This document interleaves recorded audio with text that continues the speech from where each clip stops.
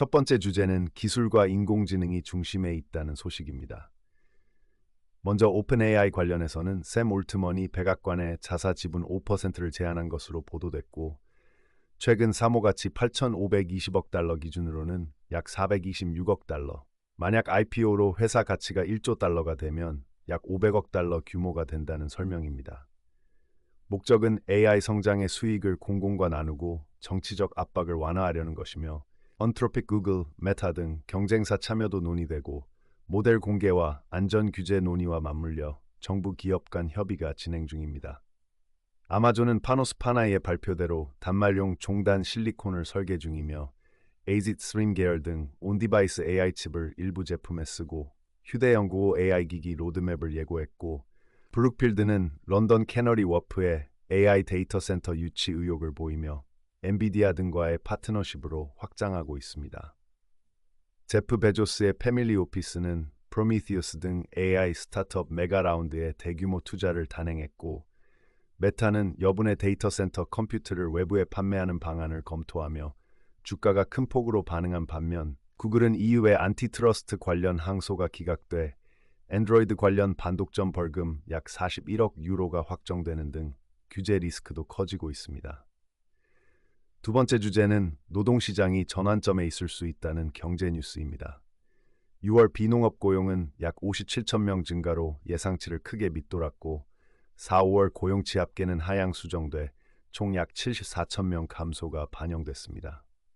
실업률은 4.3%에서 4.2%로 소폭 떨어졌지만 노동 참가율이 61.8%, 61.5%로 하락해 일부는 노동인구 이탈 영향이고, 평균 시간 당임금은 연율 약 3.4, 3.5% 수준이며 물가는 연율 약 4.2%로 임금 상승만으로는 실질 구매력 회복이 어렵습니다. 업종별로는 의료, 사회복지가 지속적으로 고용을 늘리는 반면 여가, 숙박업은 변동성이 크고 일부 제조, 건설은 소폭 증가, 정보, 소매 등은 일자리 감소가 나타났으며, 이런 둔화는 연준의 즉각적인 금리 인상 압박을 완화시키지만 향후 정책은 고용, 임금, 물가 데이터에 더 의존할 것이라는 점이 핵심입니다.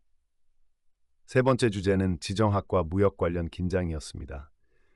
러시아는 우크라이나 전역, 특히 키이우를 겨냥해 대규모 미사일 드론 공격을 감행해 민간인 사상자와 피해가 발생했고, 주변국들은 전투기 긴급 출격이나 항공 제한구역 설정 등 예방 조치를 취했으며, 네이토는 앙카라 회의 등에서 대응을 논의하고 있습니다.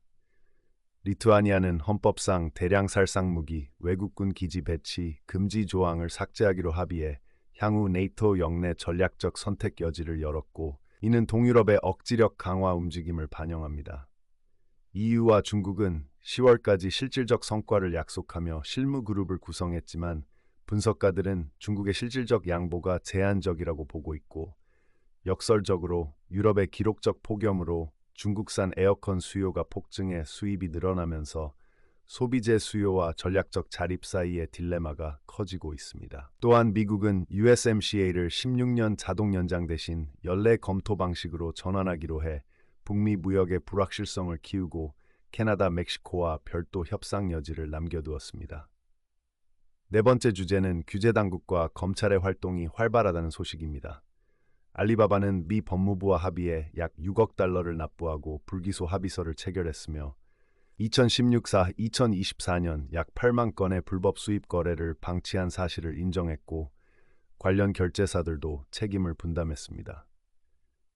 미 법무부와 17개 주 검찰은 주요 계란 생산업체들을 상대로 가격 조작 혐의로 소송을 제기하고 제한된 합의를 발표했는데, 합의가 승인되면 참여주에 총 330만 달러를 지급하고 약 5,300만 개의 계란을 식품은행에 기부하며, 업체들은 향후 담합 금지와 준법 프로그램을 도입하게 됩니다. 대외 통상에선 트럼프 행정부가 USMCA를 현행 그대로 자동 연장하지 않겠다고 발표하고, 대신 연례 검토, 양자 협상 가능성을 열어두면서 무역 적자, 원산지 규정, 관세 등 쟁점으로 긴장이 고조되고 있다는 점이 핵심 메시지입니다.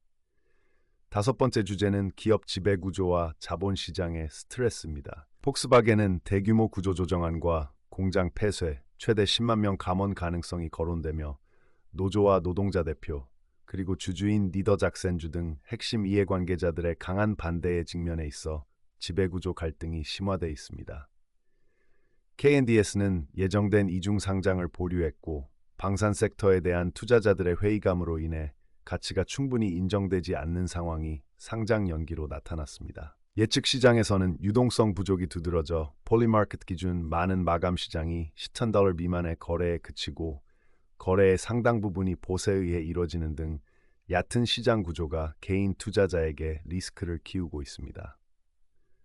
종합하면 전통 제조업의 구조조정 갈등, IPO 연기, 그리고 얕은 시장 유동성은 경영진, 투자자, 규제 당국 간의 조정과 신뢰 회복이 중요한 과제로 떠오르고 있음을 보여줍니다.